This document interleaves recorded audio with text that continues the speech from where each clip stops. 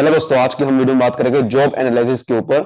Human resource management का unit second हम start कर रहे हैं और इससे रिलेटेड मैं यूनिट वन की सारी वीडियोस बना चुका हूं। अब यूनिट सेकंड स्टार्ट हो रही है, जॉब एनालिसिस। ये आप प्लेलिस्ट को फॉलो करते रहो, आपको सारी वीडियोस मिल जा रही है और मिल जाएगी सारी वीडियोस आपको। चलिए बिना कोई देरी के शुरू करते हैं। तो आज हम बात करेंगे जॉब एनालिसिस। सबसे पहले हम बात करते हैं जॉब एनालिसिस का मीनिंग क्या होता है। तो जॉब एनालिसिस होता क्या है? देखिए, जॉब के एनालाइज करना मतलब जॉब को समझना। एनालाइज का मतलब क्या होता है? समझना एक तरह का। क्या है जॉब? तो जॉब एनालिसिस मतलब एक प्रोसेस जहां पर आप आइडेंटिफाई करते हैं और डिटरमाइन करते हैं कि एक पर्टिकुलर जॉब की ड्यूटी क्या होगी, उसकी रिक्वायरमेंट क्या होनी चाहिए। यानी कि जॉब जो हमें परफॉर्म करनी है वो क्या करनी है और किस तरीके से वो जॉब के अंदर वो बंदा क्या करेगा, उसकी ड्यूटी क्या होगी, उसकी रिक्वायरमेंट क्या होगी। तो ये चीज जॉब एनालिसिस में काम आती है। Job analysis process to identify and determine in detail the particular job duties and requirements and the relative importance of these duty for a given job। किस ड्यूटी की क्या इंपॉर्टेंस रहेगी वो भी आपको बताया जाता है जॉब में। तो जॉब एनालिसिस में हम क्या करते हैं कि जॉब क्या आपको परफॉर्म करनी है उसके बारे में लिखा होता है और उसकी रिक्वायरमेंट क्या क्या हो रही है। जॉब की रिक्वायरमेंट क्या चाहिए आपको, कि एक बंदे को ये डिग्री होनी चाहिए, वो डिग्री होनी चाहिए, वो भी इसमें लिखा होता है। और जॉब बंदा परफॉर्म क्या करेगा वो भी लिखा होगा। ठीक है। So job analysis is a process where judgements are made about data collected on job. जहां पर एक जॉब के बारे में जो डाटा कलेक्ट किया है उसके ऊपर जजमेंट का पूरा प्रोसेस है ये। मतलब आपका जॉब एनालिसिस में हम सबको देखते हैं कि जॉब जो है वो क्या है, किस तरीके से परफॉर्म होगी, ये सब चीजें लिखी होती है। So there are two major aspects of job analysis. Job analysis के अंदर दो बड़े मेजर एस्पेक्ट्स होते हैं। सबसे पहला है जॉब डिस्क्रिप्शन, दूसरा होता है जॉब स्पेसिफिकेशन। तो जॉब डिस्क्रिप्शन क्या होता है कि जॉब के बारे में लिखा होता है इसके अंदर। तो जॉब डिस्क्रिप्शन कैसे बना जाता है? डाटा कलेक्ट करके, कि जॉब एनालिसिस के थ्रू जॉब के बारे में डाटा कलेक्ट करा जाता है कि जॉब है क्या, तब जाके जॉब डिस्क्रिप्शन लिखा जाता है। जॉब डिस्क्रिप्शन मतलब क्या? Is a functional description of the content what the job Intel, कि जॉब में बंदा क्या परफॉर्म करेगा चीज, वो लिखा होता है। It is a narration of the content of the job. Job के कंटेंट की नरेशन छोटा मोटा लिखा होता है जॉब के बारे में। तो इसमें description of the activity, duty क्या परफॉर्म करेगा वो लिखा होता है। Relationship of the job with other jobs, बाकी जॉब से क्या रिलेशनशिप होगा इसका। कि सपोज करो कि आप एचआर डिपार्टमेंट में हो, तो एचआर की आप जॉब आपको मिल रही है, तो एचआर डिपार्टमेंट के अंदर वो जॉब किस तरीके से हेल्प करेगी, बाकी जॉब का क्या रिलेशन होगा। सपोज करो आपको पता है कि भाई एचआर डिपार्टमेंट वाला बंदा अगर कोई बंदा हायर करता है तो वो उसको काम आएगा मार्केटिंग में। तो आपको पता होगा कि भाई मार्केटिंग के लिए कौन सा बंदा चाहिए, तो दूसरी जॉब के लिए क्या रिलेशनशिप बन रहा है आपका जॉब का। आपका इक्विपमेंट्स और टूल क्या क्या लगेंगे, द नेचर ऑफ सुपरविजन, कौन सुपरवाइज करेगा आपको, वर्किंग कंडीशन क्या रहेगी, क्या खतरनाक चीजें होने वाली जॉब में, हजार्डस मतलब खतरनाक चीजें क्या होने वाली, ये सब चीजें लिखी होती है। इसको कहते हैं जॉब डिस्क्रिप्शन। अगर हम आगे बात करें तो जॉब स्पेसिफिकेशन की। जॉब स्पेसिफिकेशन का मतलब क्या होता है कि जॉब स्पेसिफिकेशन फोकस करता है जॉब के बारे में, नहीं जॉब के ऊपर। यानी कि job specification focus is on the person. यहां पर स्पेसिफिकेशन का मतलब क्या है कि जॉब की क्या रिक्वायरमेंट्स होने वाली है। बंदा जॉब जॉब बंदा जो जॉब करेगा वो पर्सन, जॉब जो होल्डर है उसको क्या क्या रिक्वायरमेंट्स होने वाली है उसके ऊपर। तो जॉब डिस्क्रिप्शन स्पेसिफिकेशन में स्टेटमेंट होती है कि मिनिमम लेवल क्वालिफिकेशन क्या होगी, आपके स्किल्स क्या चाहिए, आपकी फिजिकल और अदर एबिलिटीज क्या होगी, आपको एक्सपीरियंस कितना चाहिए, जजमेंट क्या होगी, एट्रीब्यूट्स क्या चाहिए, ये सब चीजें लिखी होती है। तो जॉब डिस्क्रिप्शन में मतलब जॉब के बारे में लिखा होता है, जॉब में क्या करना है। और जॉब स्पेसिफिकेशन मतलब कि बंदे के ऊपर जो पर्सन जॉब ज्वाइन करेगा उसको क्या क्या उसके अंदर रिक्वायरमेंट होगी। So it is a statement of minimum acceptable qualification that an incumbent must possess to perform a given job। मतलब incumbent मतलब जो पर्सन जो परफॉर्म करेगा जॉब में उसमें क्या रिक्वायरमेंट आपको क्वालिफिकेशन चाहिए। सो क्या स्किल्स चाहिए, क्या नॉलेज चाहिए, ये सब चीजें लिखी होती है। दो description specify the physical, psychological, personal, social behaviour क्या होगा जॉब होल्डर का, ताकि वो जॉब को परफॉर्म करे। जैसे कि आपको पता है कि अगर एक एक आप मार्केटिंग की जॉब ज्वाइन कर रहे हो, तो एक मार्केटिंग बंदे को आपका सिंपल सी बात है कम्युनिकेशन स्किल चाहिए। अगर वो आपके अंदर है तो आप जॉब को लायक हो। आपके आपको कन्विंसिंग स्किल होनी चाहिए। तो कुछ ऐसे स्किल्स होने चाहिए और मार्केटिंग की डिग्री कोई ना कोई होनी चाहिए, या तो एमबीए करी होनी चाहिए, सेल्स एंड मार्केटिंग का कोई सर्टिफिकेट होना चाहिए, एक्सपीरियंस होना चाहिए, ठीक है। डेफिनेशन जो आपको एग्जाम में ले सकते हो वो आपके सामने मैंने यहाँ पर दो डेफिनेशन लिखी हुई है, जो कि अकॉर्डिंग टू माइकल जे जोसेस, इसकी डेफिनेशन काफी अच्छी है कि जॉब एनालिसिस क्या है, एक process of studying the operations, duties, organisational aspect of the job, job के बारे में कि जॉब का ऑपरेशन क्या परफॉर्म करेगा उसको स्टडी करना, जॉब्स, ऑपरेशंस, ठीक है, और ड्यूटी क्या होती है जॉब में, और ऑर्गेनाइजेशन एस्पेक्ट क्या है जॉब के, in order to drive specification, ताकि हम जॉब के स्पेसिफिकेशन को डिटरमाइन कर सके, as they are called some job description, जो कि हम उसके हिसाब से फिर जॉब डिस्क्रिप्शन ले सकते हैं। तो जॉब एनालिसिस में क्या करते हैं, जॉब के बारे में समझते हैं और तब जाके हम जॉब डिस्क्रिप्शन और जॉब स्पेसिफिकेशन प्रिपेयर कर पाते हैं।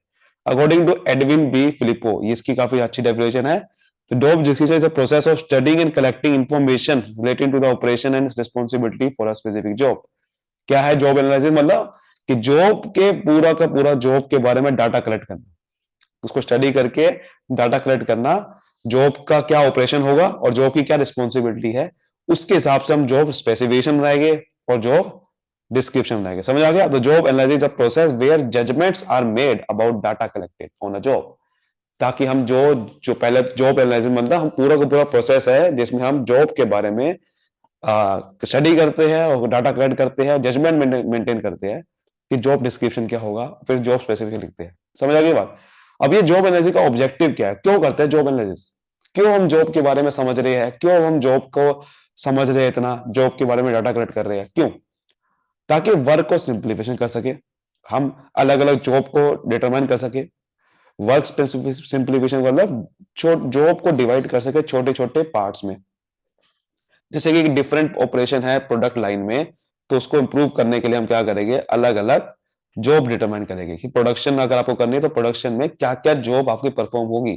अगर यही नहीं पता होगा तो फिर आप काम को बांट नहीं पाओगे और काम सही तरीके से नहीं हो पाएगा। ताकि आप वर्क को सिंप्लीफाई कर सके, वर्क को आसान करने के लिए बहुत जरूरी है जॉब एनालिसिस करना।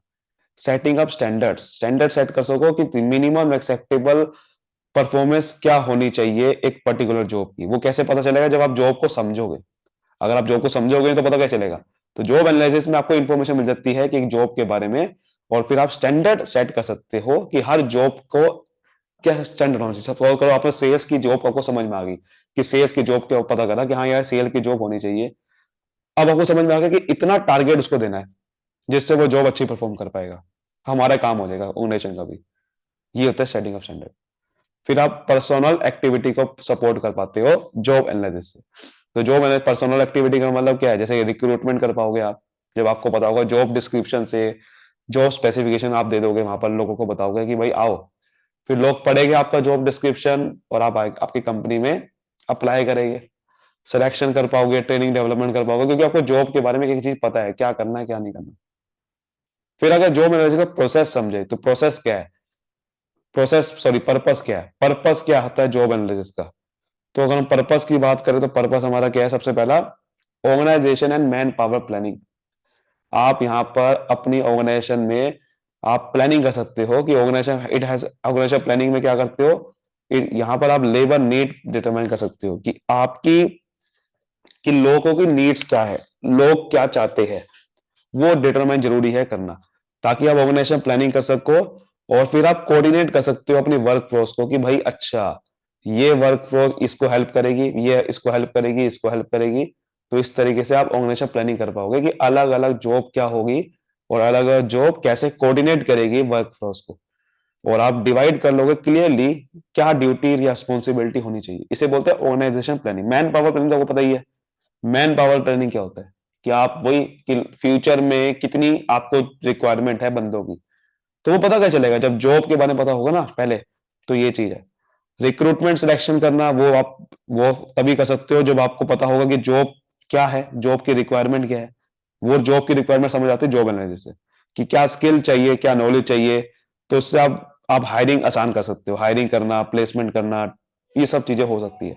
सो the goal is to match job requirement with the worker aptitude, ability and interest. जब आपको पता हो कि जॉब की रिक्वायरमेंट क्या है, तभी तो आप वो बंदे ढूंढ सकते हो ना। सपोज करो आपको पता है कि कम्युनिकेशन स्किल मुझे अच्छी चाहिए, तो आप बंदे ढूंढ सकते हो लेकिन उनको पता ही नहीं कि रिक्वायरमेंट क्या है इस जॉब की, तो पता क्या चलेगा? तो रिक्रूटमेंट सिलेक्शन नहीं हो पाएगा ना। इसलिए पर्पस जरूरी है, ये पर्पस ये वाला है।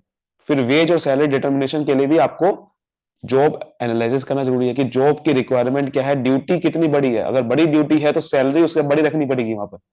तो यही चीज है, अगर आप काम ज्यादा दे रहे हो तो सैलरी ज्यादा रखनी चाहिए। क्वालिफिकेशन क्या है वो भी बहुत जरूरी है ना, क्वालिफिकेशन हायर कर रहे हो अगर आप, तो सैलरी भी ज्यादा देनी पड़ेगी। तो qualification required for doing a specific job, risk क्या है, रिस्क भी समझना पड़ेगा ना। जैसे कि आप देखोगे पायलट, पायलट की जॉब को बहुत महंगी सैलरी मिलती है। क्यों? क्योंकि वो रिस्क बहुत है वहां पर, जान जा सकती है आपकी। तो ये चीज है। जॉब री इंजीनियरिंग आप कर सकते हो, ये भी पर्पज है कि जॉब एनालिसिस से आप इंफॉर्मेशन मिल जाती है आपको, जिससे आप जॉब को चेंज कर सकते हो in order to permit their being manned by personnel with specific. आप जॉब एनालिसिस के थ्रू अपनी जॉब को चेंज कर सकते हो कि यार ये शेयर की जॉब ना ऐसे नहीं ऐसी होनी चाहिए। इसे बोलते जॉब री इंजीनियरिंग। उसके थ्रू आप अपने जॉब की रिक्वायरमेंट बदल सकते हो कि क्या स्पेसिफिक कैरेक्टरिस्टिक चाहिए, क्या क्वालिफिकेशन होनी चाहिए। Employee training and management development का भी पर्पस है जॉब एनालिसिस करना, कि आप इंप्लॉय को ट्रेनिंग करवानी है तो जॉब एनालिसिस के थ्रू आपको समझ में आ जाएगा, इंफॉर्मेशन मिल जाएगी कि ट्रेनिंग कैसे होनी चाहिए, प्रोग्राम डेवलपमेंट प्रोग्राम क्या रखना चाहिए, क्योंकि आपको समझ में आना गया कि जॉब करनी क्या है, जॉब में होता क्या, आपको पता है कंटेंट क्या है जॉब का, सब्जेक्ट मैटर क्या होना चाहिए। ये सब चीजें आपको ट्रेनिंग कोर्सेज में हेल्प करेगा। So it also help in checking application information, interviewing करना, टेस्ट रिजल्ट डिटरमाइन करना, चेकिंग रेफरेंसेस, ये सब चीजें हेल्प करता है जॉब एनालिसिस के थ्रू। परफॉर्मेंस अप्रेजल मतलब परफॉर्मेंस को चेक करना, क्योंकि आप जॉब एनालिसिस के तो स्टैंडर्ड सेट कर सकते हो।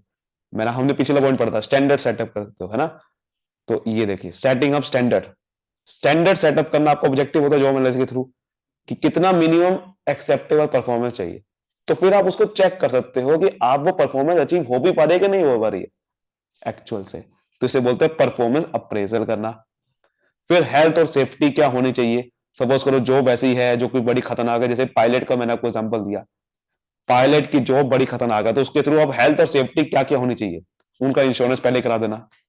ठीक है, ये पहले आप डिटरमाइन कर पाओगे, इंश्योरेंस करवा देना, उनको सेफ्टी मेजर देना, हर चीज के बारे में बताना कि भाई क्या आपको चीजें परफॉर्म करनी है, कि देख भाई डीजल सारी है इसमें, अलग अलग इंजन कैसे ऑन करने हैं, तो हाजर्डियस कंडीशन, अनहेल्दी इन्वायरमेंट फैक्टर के थ्रू आप करेक्टिव मेजर ले सकते हो ताकि आप मिनिमाइज कर सको एक्सीडेंट्स को।